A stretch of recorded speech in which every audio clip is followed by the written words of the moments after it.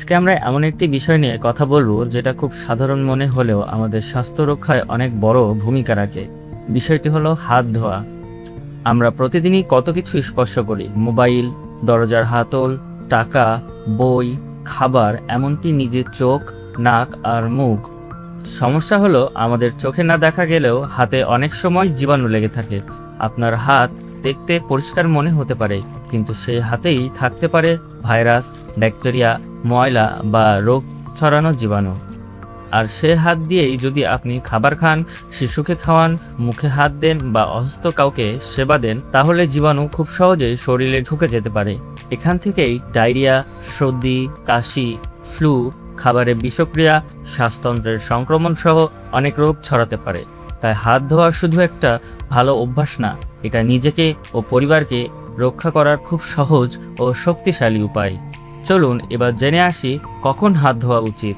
খাবার খাওয়ার আগে ও পরে, রান্না করার আগে ও পরে, টয়লেট ব্যবহারের পরে, হাঁচি, কাশি বা নাক পরিষ্কার করার পরে, বাইরে থেকে ঘরে আসার পরে, অসুস্থ কাউকে সেবা করার আগে ও পরে, শিশুর ডাইপার পরিবর্তনের পরে, ময়লা আবর্জনা, পশু পাখি বা দূষিত কোনো জিনিস স্পর্শ করার পরে। সবচেয়ে গুরুত্বপূর্ণ বিষয় সঠিকভাবে হাত ধোয়ার নিয়ম। শুধু পানি দিয়ে হাত ভিজিয়ে নিলেই কিন্তু হাত পরিষ্কার হয় না। সঠিকভাবে হাত ধোয়ার জন্য কয়েকটি ধাপ মনে রাখা দরকার। প্রথমে পরিষ্কার চলমান পানিতে হাত ভিজিয়ে নিয়ে পর্যাপ্ত সাবান নিন। দু হাতের তালু এবং হাতের পিঠ ভালোভাবে ঘষুন। আঙ্গুলের ফাঁক, আঙ্গুলের ডগা এবং নখের নিচে পরিষ্কার করুন। বুড়ো আঙ্গুল ঘুরিয়ে ঘুরিয়ে এবং কবজি পর্যন্ত পরিষ্কার করুন।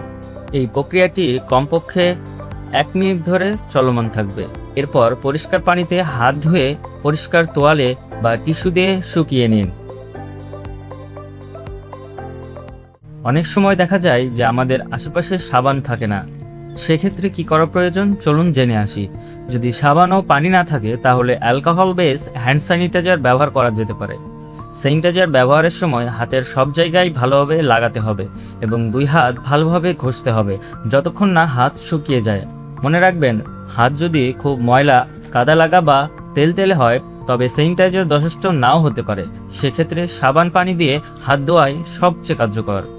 হাত ধোয়ার ক্ষেত্রে আমরা বিভিন্ন ধরনের ভুল করে থাকি, যেমন শুধু পানি দিয়ে হাত ধোয়া, খুব অল্প সময় হাত ঘষা, নখের নিচে, বুড়ো আঙ্গুল আর কবজি পরিষ্কার না করা, হাত ধোয়ার পর ভেজা হাত নিয়েই কাজ শুরু করা। শিশুরা খেলাধুলা করে এবং বিভিন্ন কিছু স্পর্শ করে, তাই তাদের ছোটবেলা থেকেই খাওয়ার আগে, টয়লেটের পরে এবং বাইরে থেকে আসার পর হাত ধোয়ার অভ্যাস করানো খুবই জরুরি। এতে তাদের অনেক সংক্রমণ থেকে রক্ষা করা সহজ হয়।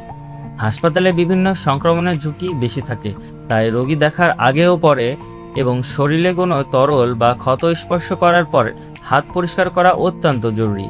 এটি ইনফেকশন কন্ট্রোলের একটি বড় অংশ। হাত দেখতে পরিষ্কার হলেও তা জীবাণুমুক্ত নয়। সাবান দিয়ে কমপক্ষে 1 মিনিট ধরে হাত ধুতে হবে। আঙ্গুলের ফাঁক, নখ এবং কবজি পরিষ্কার রাখা জরুরি। সাবান পানি না থাকলে স্যানিটাইজার ব্যবহার করা যেতে পারে। হাত ধোয়ার ছোট কাজ হলেও এর প্রভাব বিশাল।